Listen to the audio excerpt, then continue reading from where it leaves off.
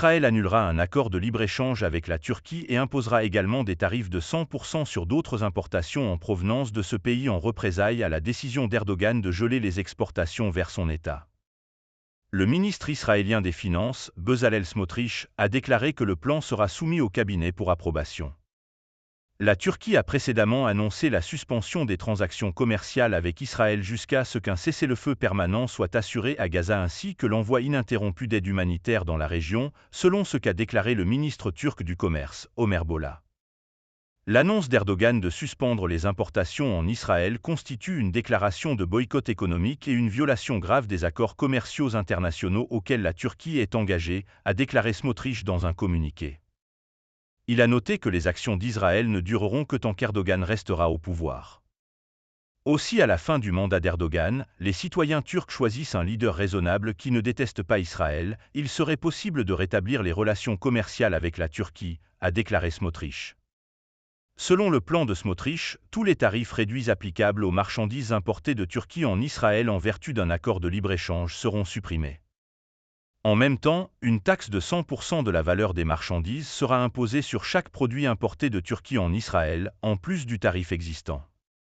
Les ministères des Finances, de l'Économie et des Affaires étrangères, selon le communiqué, prendront également des mesures pour stimuler la production en Israël tout en diversifiant les sources d'importation pour réduire la dépendance à l'égard de la Turquie.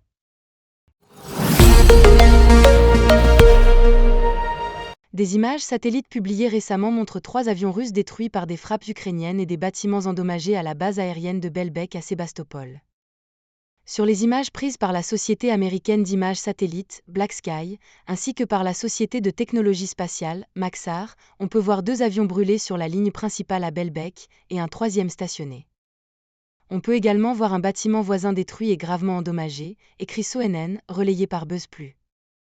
Selon les rapports, c'est la 2e fois que Belbek est ciblé par les Ukrainiens au cours des dernières 48 heures.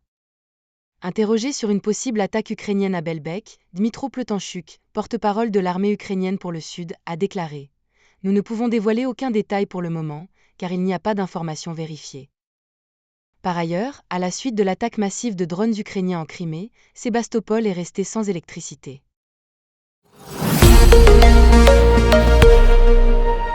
Des camions transportant l'aide humanitaire nécessaire pour la bande de Gaza ont traversé pour la première fois le 17 mai par le nouveau port construit par les États-Unis pour l'enclave assiégée, alors qu'Israël a restreint les passages à travers les frontières terrestres.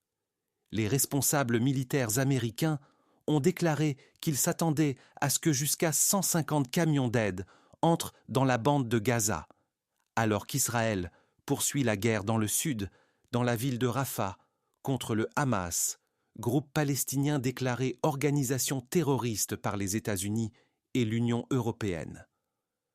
Cependant, les États-Unis et les groupes d'aide ont averti que le projet de port ne pouvait pas être considéré comme un remplacement des livraisons terrestres qui pourraient apporter toute la nourriture, l'eau et le carburant nécessaires à Gaza. Avant le début de la guerre, plus de 500 camions d'aide entraient en moyenne chaque jour à Gaza. Le succès de l'opération de livraison de l'aide est mis en danger par les attaques, les obstacles logistiques et l'augmentation de la pénurie de carburant pour les camions transportant l'aide. Cela est dû au fait qu'Israël a bloqué les livraisons de carburant vers la bande de Gaza depuis le début de la guerre le 7 octobre. Le commandement central de l'armée américaine a reconnu que l'aide avait commencé à entrer dans Gaza par le port. L'armée israélienne a annoncé que 5 de ses soldats ont été tués par des tirs de chars israéliens dans le nord de Gaza, dans l'un des incidents les plus meurtriers de ce type depuis le début de la guerre contre le Hamas au début du mois d'octobre. 3 autres soldats ont été blessés. Les combats se sont intensifiés autour de la ville de Rafah, dans le sud, d'où environ 600 000 personnes ont fui depuis le début de l'opération israélienne il y a 10 jours. Plus d'1 million de personnes déplacées s'y étaient réfugiées. Le Premier ministre israélien, Benjamin Netanyahou, a déclaré que la bataille dans la zone de Rafah, au sud de la bande de Gaza, sera décisive pour le conflit militaire entre les deux parties. Selon Netanyahou, l'opération militaire qu'Israël a lancée à Rafah déterminera de nombreuses choses dans la guerre de la bande de Gaza, avec pour objectif principal de bloquer l'approvisionnement du Hamas en armes et en nouveaux combattants. Plus de 35 000 personnes ont été tuées à Gaza depuis le début de la guerre, selon le ministère de la Santé du territoire contrôlé par le Hamas. Selon des responsables israéliens, la guerre déclenchée par l'attaque terroriste du Hamas en octobre en Israël a tué 1200 personnes, tandis que 250 autres ont été prises en otage. Les rebelles russes anti-Poutine auraient atteint le nouveau front nord en Ukraine pour aider le pays à repousser l'attaque de Moscou. Cela intervient alors que le président ukrainien Volodymyr Zelensky a blâmé le monde pour le fait que les forces russes aient pu prendre des centaines de kilomètres carrés de terres ukrainiennes en une seule semaine, dans leur avancée la plus rapide en un an. Jeudi, le commandant adjoint de la Légion Russie libre, Maximilian Andronikov, connu sous le nom de guerre de César, a déclaré que ses combattants avaient rejoint les troupes ukrainiennes qui se battent à la frontière nord-est. Le groupe de guérilla engagé depuis longtemps dans la défense de l'Ukraine a combattu dans certaines des batailles les plus sanglantes du pays et a même mené des opérations sur le sol russe. Il a maintenant déclaré qu'il aiderait Kiev à renforcer la défense à Kharkiv. Selon le commandant adjoint de la Légion, composé de citoyens russes combattant contre leur propre pays, la récente avancée des troupes de Poutine s'est produite en raison du manque d'armes en Ukraine. Nous ressentons ce manque. Nous savons que si cela avait été différent, l'ennemi n'aurait pas fait un seul pas en avant ici ou dans le Donbass, a-t-il déclaré. Alors que la situation autour de Kharkiv reste très dramatique, la ministre allemande des Affaires étrangères déclare que l'Ukraine a besoin de plus d'armes à longue portée pour couper les routes d'approvisionnement russes. Bien que Volodymyr Zelensky affirme que la situation s'est instabilisée, les troupes russes ont avancé jusqu'à 10 km dans une zone. Cela a exercé une pression supplémentaire sur les forces ukrainiennes déjà très sollicitées. S'exprimant en marge d'une réunion des ministres des Affaires étrangères à Strasbourg, Annalena Baerbock a déclaré qu'il est important de fournir des armes qui peuvent être utilisées sur des distances moyennes et longues. Nous travaillons également avec d'autres partenaires à ce sujet, a-t-elle dit, ajoutant que c'est globalement une situation extrêmement difficile. L'Allemagne est devenue le deuxième plus grand fournisseur d'armes de l'Ukraine, mais le chancelier Olaf Scholz a jusqu'à présent hésité à livrer des missiles Taurus à longue portée. L'Occident a généralement interdit l'utilisation de ces armes sur le territoire russe, mais Moscou affirme que certaines de ces armes ont été utilisées à l'intérieur des frontières du pays.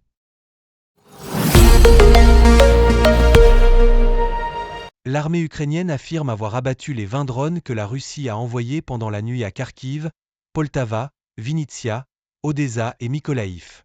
Comme nous l'avons rapporté plus tôt, Kharkiv a déclenché sa plus longue alerte aérienne depuis le début de l'invasion, voire notre poste de 6h37.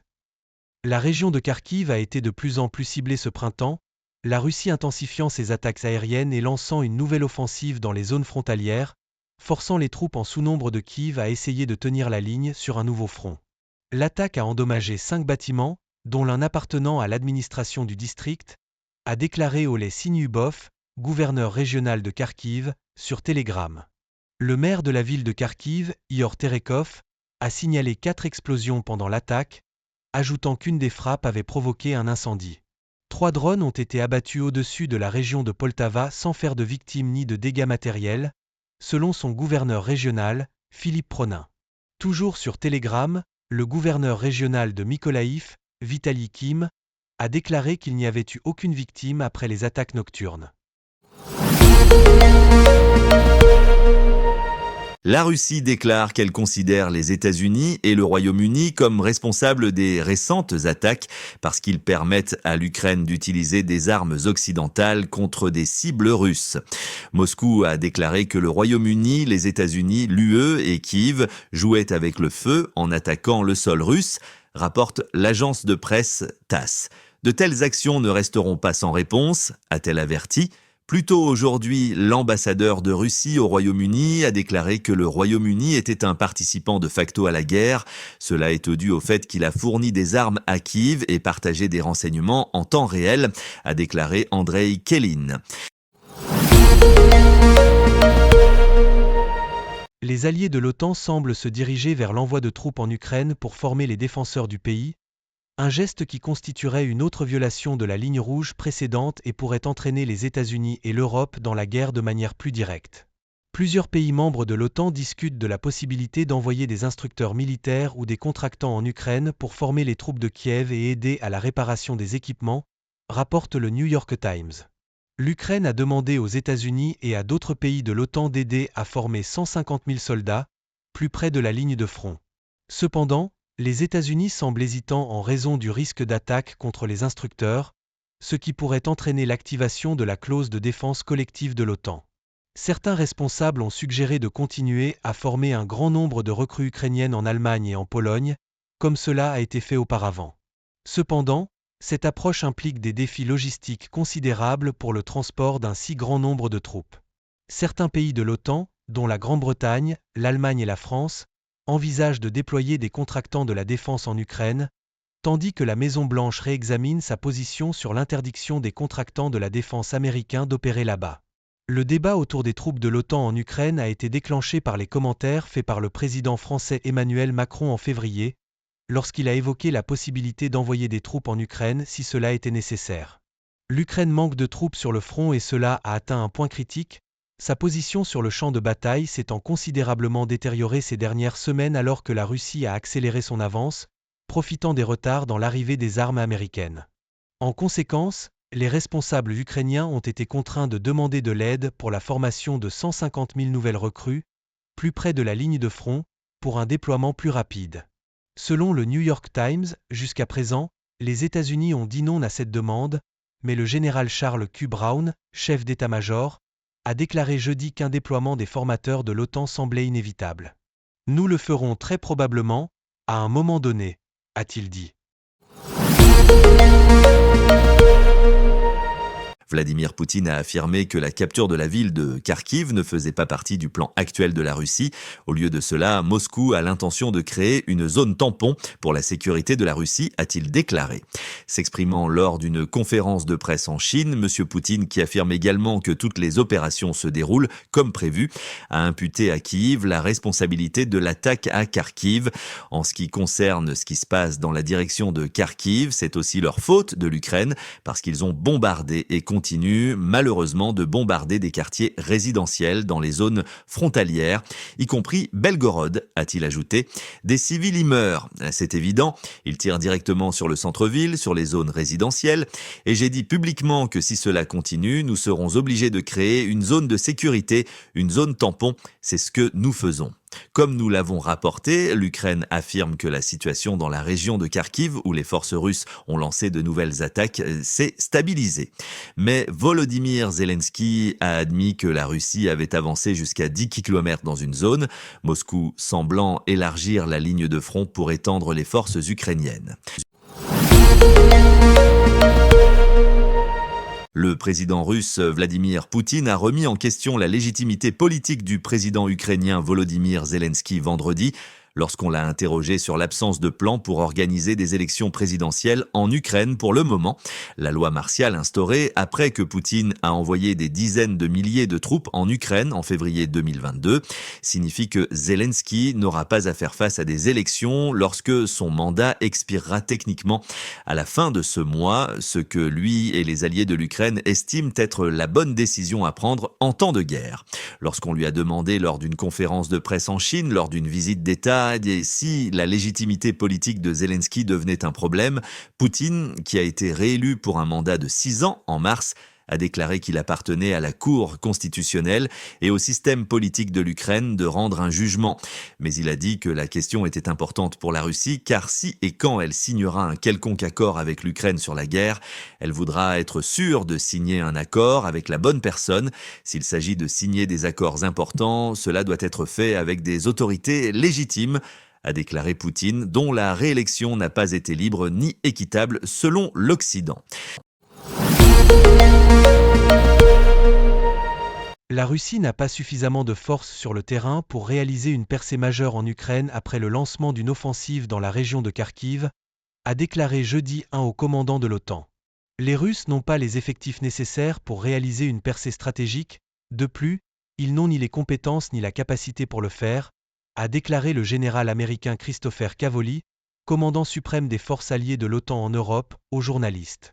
Je suis en contact très étroit avec nos collègues ukrainiens et je suis convaincu qu'ils tiendront la ligne, a déclaré Kavoli après que l'armée ukrainienne a informé les hauts dirigeants de l'OTAN.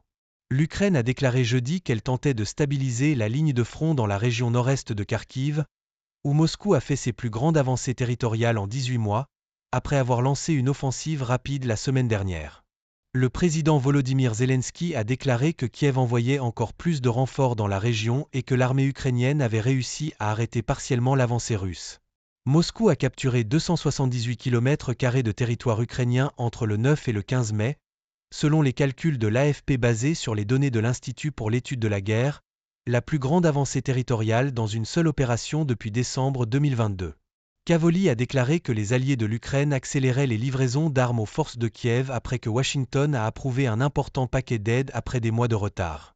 De grandes quantités de munitions, de nombreux systèmes de défense aérienne à courte portée et un nombre considérable de véhicules blindés leur sont envoyés maintenant, a-t-il dit. Les États-Unis jouent avec le feu dans leur guerre indirecte avec la Russie, a averti un haut diplomate. Le vice-ministre russe des Affaires étrangères, Sergueï Ryabkov, a déclaré à l'agence de presse TASS : « Nous avertissons qu'ils jouent avec le feu.